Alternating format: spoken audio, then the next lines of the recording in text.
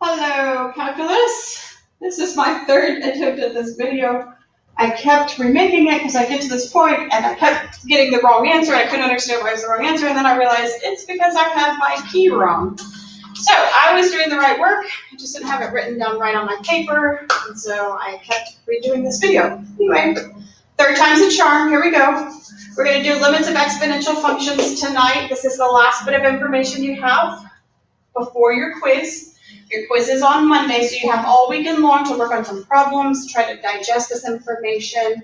You're going to get your textbooks tomorrow in class, so you also have another resource at home to go through. All right, so we've got a graph up here. It's an exponential graph. Remember the guy in here, the base of your exponent makes a huge difference. So if the base was between 0 and 1, we had exponential decay. So instead of my graph going up, it's going down, and it's going to go down and hug your asymptote. Remember, your asymptote is normally here at 0, but it got shifted down 2 in this problem. So if we try to find the limit as x goes to negative infinity, well, the graph is going up to positive infinity. So it's going to be positive infinity. And when x goes to negative infinity, we're going to come down and hug that asymptote, and so the limit is going to be negative 2. All right, second problem here. Again, I've got a fraction as my base, but this time my fraction is 3/2. So even though it is a fraction, it's a fraction bigger than 1, which means we've got exponential growth happening. It did get shifted down 2, so it's going to be down here.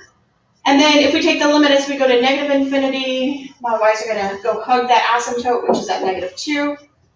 And as we go to positive infinity, our limit's going to also go to positive infinity. All right, we have a fraction as a base. This time it's between 0 and 1, so we've got decay. But I thought decay was supposed to look like this. Why is it down here? Hopefully you're screaming, well, it's because of that negative, Miss Harris, which means it gets flipped across the asymptote, and that's why it becomes a growth up here. So as limit goes to negative infinity, f of x also goes to negative infinity, and then when we go to positive infinity, we come up to negative 1. All right, same base for the last one. So again, it should be exponential growth, right? But this time I have 2 reflections. This first one here is a horizontal reflection, which flips it across the y. So instead of making it it should be a decay. Let me start again. It should be a decay, but because of the horizontal transformation, it gets flipped across the y and becomes a growth. And then because of the vertical transformation outside the exponent, that growth then gets flipped across the asymptote and becomes a decay. So reading this graph, as x goes to negative infinity, we come up to 2. And as we go to positive infinity, it goes down to negative infinity. So when you look at these 4 graphs, what were our choices for these limits? What are the 3 types of limits we had?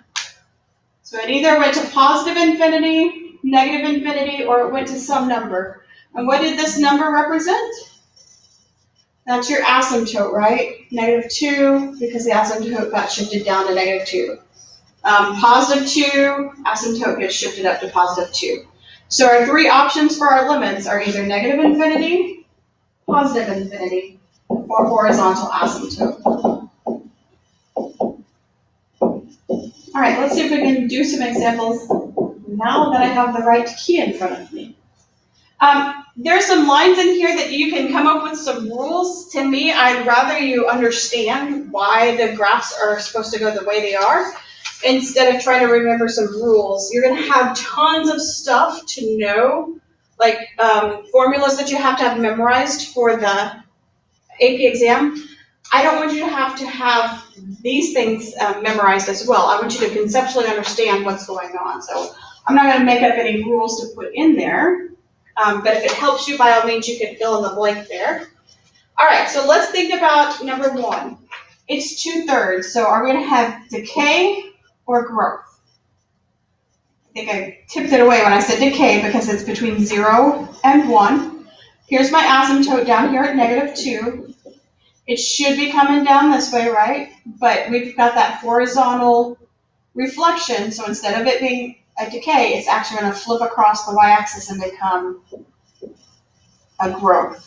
So then if we're looking when x goes to positive infinity, our y's are also going to positive infinity.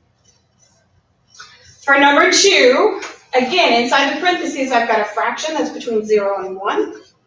I've got an asymptote at -4. It should be a decay that looks like this. But this time I've got a negative out in front. It's not inside the exponent. So instead of it being a reflection across the y-axis, this guy is going to get reflected across the x-axis, or across the x-axis, but it's going to show up across your asymptote. And so if we take a limit of this guy as it goes to negative infinity, the limit is also going to go down to negative infinity. All right. Number 3, inside I've got a fraction between 0 and 1. It should be a decay up here at 3, right?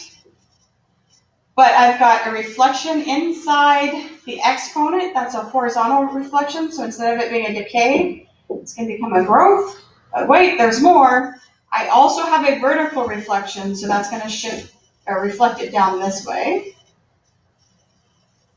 And so this is what our graph looks like. So that if we go to positive infinity, our graph is going down to negative infinity. All right, I'm going to pause or stop the video here because it's running kind of long, and we'll do 4, 5, 6, 7, and 8 in the next video.